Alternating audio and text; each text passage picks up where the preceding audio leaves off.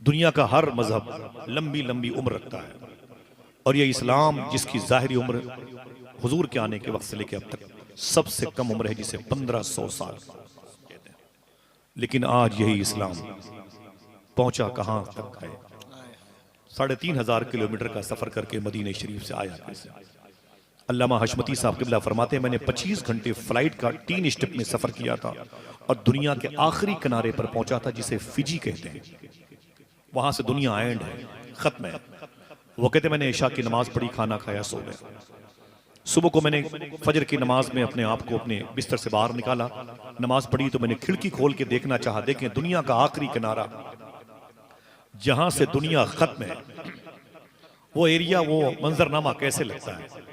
तो फरमाते हैं कि जैसे मैंने खिड़की के पर्दे खोले ना, तो उस फिजी जैसे मुल्क में, जिसको तय करने के लिए 25 घंटे फ्लाइट से सफर किया गया था, बोले वहां उस फिजी में करीब की मस्जिद से आवाज आ रही थी, मुस्तफा जाने रहमत पे लाखों सलाम, शमे बज़्मे हिदायत। बोले मेरे दिल से आवाज आई, कहां खोले हैं गेसू यार ने खुशबू। समझ रहे हैं आप? मिटाने वाले मिट गए, नस्लें मिट गई, इस्लाम बाकी है। 70 साल पहले जब वो काले खां चौराहे पर मुरादाबाद में अल्लामा काफी मुरादाबादी को फांसी के फंदे पर लाया जा रहा था, तो जज ने कहा था, ए काफी, ये फांसी का फंदा तेरा इंतजार कर रहा है। तो अल्लामा काफी मुरादाबादी ने कहा था, ए कुत्ते सुन, तो मुझसे कहता है ये फांसी का फंदा मेरा इंतजार कर रहा है, तो उस फंदे के पीछे देख, मदीने वाले आका मेरा इंतजार कर रहे हैं। उसने कहा, काफी तेरी कोई आखिरी ख्वाहिश फांसी के फंदे पर झूलने से पहले? तो अल्लामा काफी मुरादाबादी ने कहा था, आज से 70 साल पहले मेरी आखिरी ख्वाहिश ये है, मैं इस फांसी के फंदे पर खड़े होकर के हुजूर की नात पढ़ूं। नात ना पढ़ूं तो बीमार हो जाऊं। क्या मिसरा अदा किया!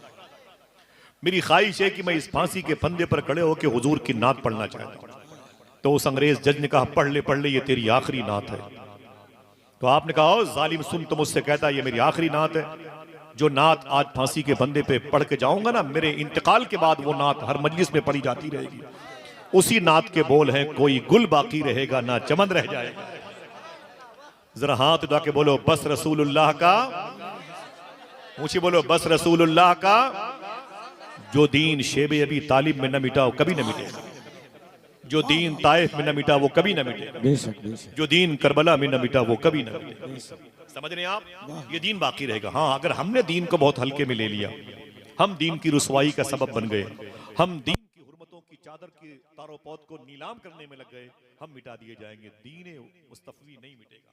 इस दीन के शजर में हुसैन का लहू शामिल है। सबसे छोटी उम्र का मजहब फैला कैसे? एक सवाल है, इस हिंदुस्तान में आया कैसे? कौन सा मजहब है? तकरीबन माजी करीब में लंदन में एक मीटिंग चल रही थी, उसमें सदर मजलिस जो था ना मेन, वो था जॉर्ज बर्नार्ड शॉ। उसको बुलाया गया था, वो बैठा हुआ था। तो उसने जब अपनी स्पीच का वक्त आया तो उसने एक बात कही। वो ईसाइयों की, यहूदियों की, सेकुलरिज्म लोगों की महफिल थी। जॉर्ज बर्नार्ड शॉ ने कहा था कि ऐ लोगों, ये बताओ कि दुनिया की सबसे अजीम किताब कौन सी है? तो लोगों ने कहा कि आप बताएं बॉस। तो जॉर्ज बर्नार्ड शॉ ईसाई था, लेकिन वो कहता क्या है? दिल कहे तो सुभान अल्लाह कहना। उसने कहा, दुनिया की सबसे अजीम किताब को कुरान कहते हैं। ये कहना कि जादू वो जो सर चढ़ के बोले, गलत है। ये जादू नहीं, हकीकत है। फिर उसने कहा कि दुनिया का सबसे अजीम इंसान कौन है? तो लोगों ने कहा कि आप कौन है, आप बताएं, आपकी नजर में कौन है? तो उसने कहा, दुनिया का सबसे अजीम इंसान अगर कोई है तो आमीना का लाल है। उससे पूछा गया और कुछ? उसने कहा, तीसरा सवाल कि दुनिया का सबसे अजीम धर्म, सबसे अजीम मजहब, सबसे अजीम दीन कौन सा है? तो उसने कहा, मेरी नजर में इस्लाम है। था वो ईसाई, सामने बैठे थे यहूदीज्म के लोग, सामने बैठे थे बौद्धिज्म के लोग, सेकुलरिज्म के लोग। बोले, सारे आप कैसी बातें कर रहे हैं? इस मजलिस में कोई मुस्लिम नहीं, कोई कुरान का फॉलोअर नहीं। आप कुरान की बात कर रहे हैं, नबी की बात कर रहे हैं, इस्लाम की बात करते हैं, क्या खूबियां इनके अंदर है? तो उसने कहा कि ऐसी किताब जमीन पर नहीं आई, ऐसा नबी जमीन पर नहीं आया, ऐसा इस्लाम मजहब जमीन पर नहीं आया। लेकिन सुनो तो पहले मेरी बात। कहा क्या? कहा, दुनिया में सबसे ज्यादा बदतर और जलील कौम अगर कोई है तो मुसलमानों की।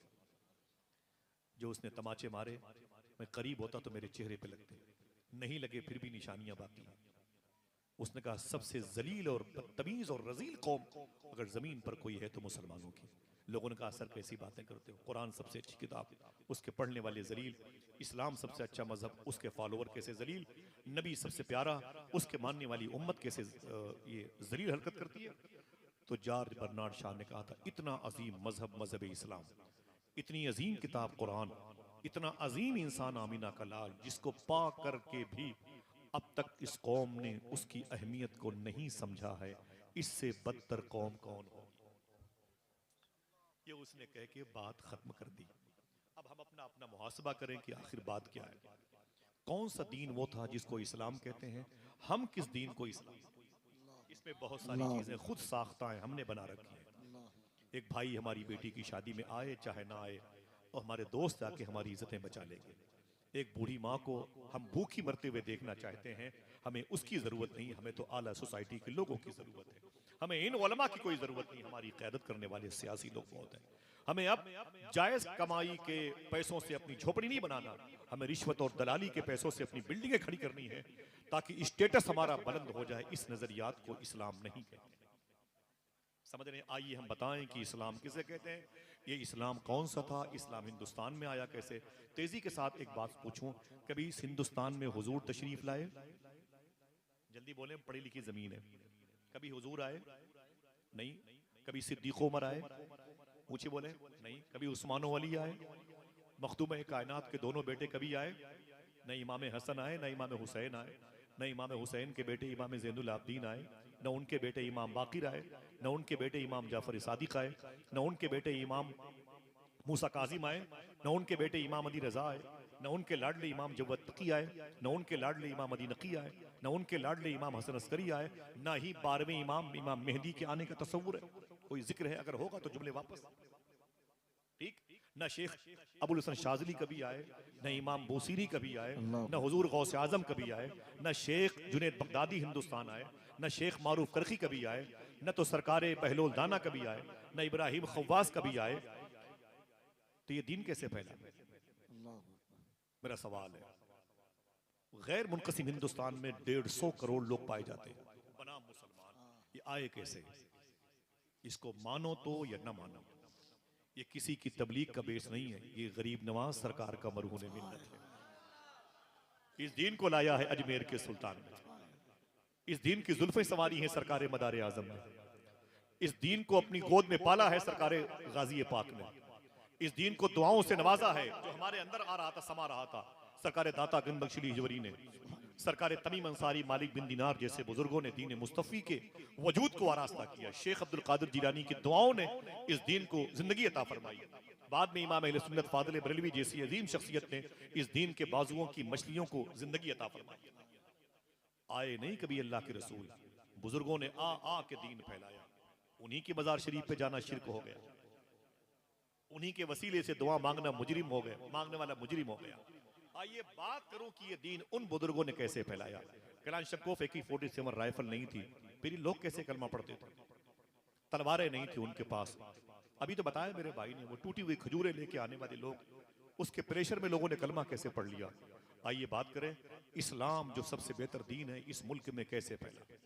आज जिन बुजुर्गों को अपनी मज़ारात के करीब देखते हो ना फैजान बांटते हुए, ये कौन लोग थे? हमने भी अपने पीर बना रखे हैं, हमने भी अपना एक कायद चुन रखा है और दूसरे के पीर के मुरीदों के पीछे नमाज पढ़ने को तैयार है, दूसरे को मुसलमान मानने को तैयार है। ये हमारी फितरत, हमारी शनाख्त बनती जा रही है। अल्लाह अकबर अल्लाह। सरकार बड़े पीर गाजी खां की चौखट, उनकी चिल्लगा और ये पंजतन पाक की जो दहलीज है, ये जो गंजे शहीदा के तौर पर मौजूद है, पांचों पीरन, अल्लाह उनकी दहलीज को सलामत रखे और हमारे सरों को सलामत रखे। आमीन कह दो। इन बुजुर्गों ने दीन कैसे फैलाया? आज से 1300-1350 साल पहले इसी हिंदुस्तान की मालाबार की जमीन है जिसे केरला का इलाका कहते हैं, साहिल समुंदर का वो बेल्ट लहरें मारता हुआ आपको ताहद्दी निगाह नजर आएगा। 1300-1350 साल पहले उसी जमीन के किनारे पर एक ग्रुप हिजाज शरीफ से, अरब शरीफ से आया और जैसे वो कश्तियों से उतर के किनारे आया, समुंदर की लहरों से इत्तिसाल का शरफ पाने वाली लहरों के उन मुबारक पानियों से वजू किया, अजान इश्क दी और उस नर्म जमीन को बराबर किया। अल्लाह के हुजूर सजदा करने में लग गए, अपने बिजनेस का सामान साइड में रखा। करीब में हिंदू मजहब के लोग थे, आ गए। बोले आप लोग कहां से आ रहे हैं? बोले हम लोग अरब शरीफ से आ रहे हैं। क्या करने आए हैं? कहा हम लोग बिजनेस करने आए हैं। सामान क्या है? कहा हमारे पास कपड़े हैं, टेरिकाट के, पोलिस्टर के, कॉटन के, मखमल के, ये कपड़े लेके आए हुए हैं। कहा इसको बेच करके फिर कहा यहाँ से गरम मसाला खरीदेंगे, उसे अरब लेके जाएंगे, अरब से वही गरम मसाला यूरोप की तरफ सप्लाई होगा, इजिप्ट के रास्ते से। हम ये काम करना चाहते हैं। कहा अभी आपने किसको पुकारा है? कहा हमने अपने रब को पुकारा है। अभी सर किसके सामने झुकाया है? कहा अपने रब के सामने झुकाया है। कहा ये तो तुम्हारा जाती मामला हो गया, अब ये बताओ कि तुमने इन गट्ठरों में क्या क्या रखे हैं?